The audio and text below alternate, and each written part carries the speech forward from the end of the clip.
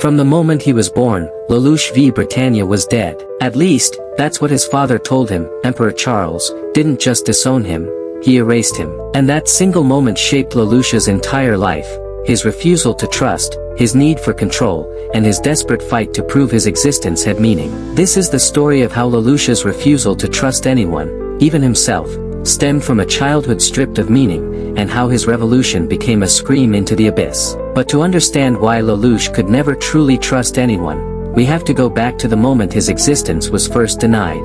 You're dead. You've always been dead, from the moment you were born. Who gave you the fine clothes you wear, a comfortable home, the food you eat, and your own life? I gave you all of that. You are nothing to me because you have never existed. This wasn't just rejection, this was annihilation. Charles didn't just cast Lelouch aside, he denied his very existence. He wasn't rejecting Lelouch as a son, he was denying Lelouch's right to exist at all. And Lelouch never recovered from it. For a child who had already lost his mother and seen his sister blinded, this was the final psychological blow. From that moment forward, Lelouch wasn't just fighting Britannia. He was fighting the unbearable belief planted in his soul, that he was already dead. Lelouch's walls were so high that even those closest to him, Suzaku, Colin, even Nunnally, could never fully reach him. Because to open up meant admitting weakness. And weakness meant dependency. And dependency, to him, meant death. But walls built to keep others out become prisons. And Lelouch's final act would force him to confront the very thing he feared,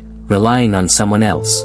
Lelouch's relationship with his sister Nunnally became the anchor for his existence. Saving Nunnally would be the proof that he mattered, that he could defy his father's judgment. This purpose became his lifeline. Zero was more than a mask, it was proof he existed. Every battle, every scheme, was a scream into the void. I am here. I matter. But no fortress is impenetrable forever. And when the cracks began to form, Lelouch faced a pain even he couldn't outweed, the collapse of everything he had built his existence upon.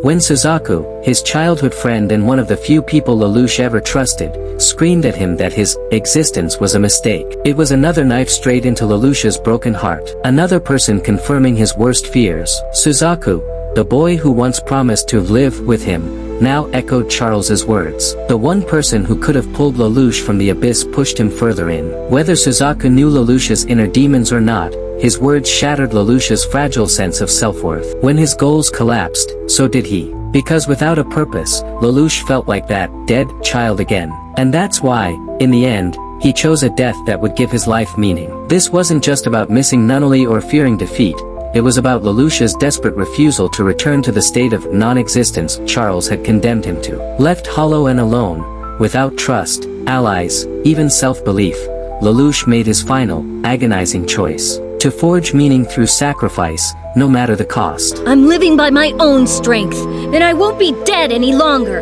Not me, and not Nunnally either. He never truly escaped Charles's curse. He died believing achievement was the only proof he ever existed. But maybe, just maybe, his final act was also a silent plea. See me, remember me, let my life have meant something. Lelouch's journey wasn't just a battle against Britannia. It was a battle against oblivion itself.